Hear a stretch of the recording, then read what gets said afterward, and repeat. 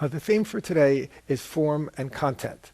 This is another of the salient themes of the course, the misunderstanding of which can easily lead to a lot of distortions of students, both in terms of what the course says and also certainly how it ought to be applied in the world.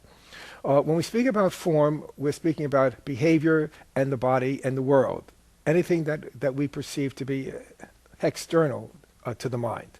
When we talk about content, we're talking about the mind. The mind has only two contents. There's the ego's thought system of separation, sin, guilt, fear, pain, suffering, and death, and the Holy Spirit's content, right-minded content of forgiveness, of the miracle, healing, and peace. The only choice that's available to us, in fact, when the Course says the only choice remaining as prisoners of this world is the choice between God and the ego, the Holy Spirit and the ego, forgiveness and grievances. And this always has to do with the level of content. When we speak about purpose, which we've done other times in this series, we're talking about the same idea of content. Right? The ego made up the world of bodies to keep us isolated and identify with the world of form, so the world of mindlessness, so that we would never return to the mind and its content. Right? Again, the ego's whole existence, its very birth, depended on the decision-making mind's choice for it. That's the content of separation.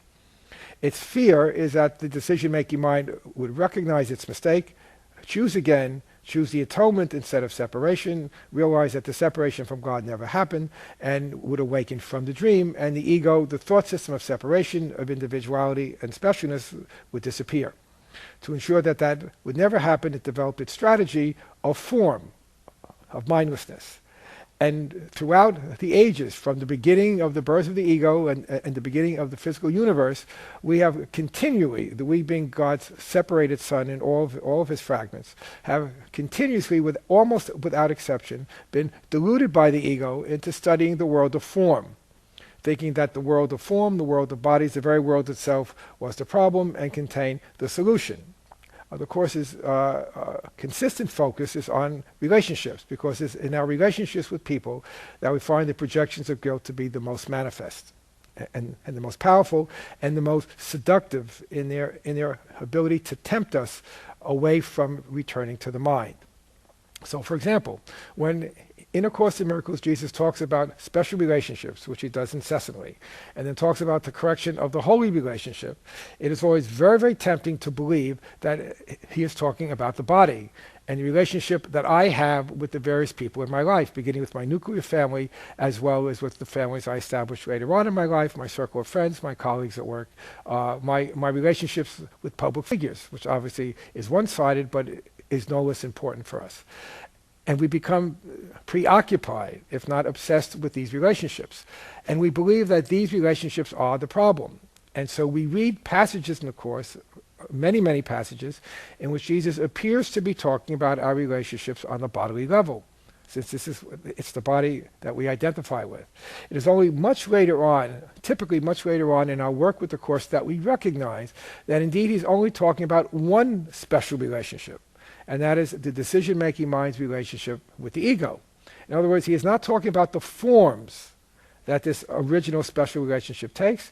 He is talking about the content, the special relationship with the ego itself. Likewise, when he speaks about the holy relationship, which is the correction for the special relationship, he is not talking about a relationship in form. Always be very wary of people who will say to you, me and this other person have a holy relationship. That's when you should run as quickly as you can the opposite direction, because they are denying the special relationship that would lead them to think that the holy relationship is about form, person to person. Right? Which means that what they have denied will inevitably be projected out, and you will become the victim of their attack. The holy relationship exists only in the mind. It's the decision-making mind's recognition it has made a mistake that it now seeks to correct by choosing the holy relationship with Jesus or the Holy Spirit as its teacher. This is the critical difference between form and content. We are told in one important passage that the special relationship is the triumph of form over content.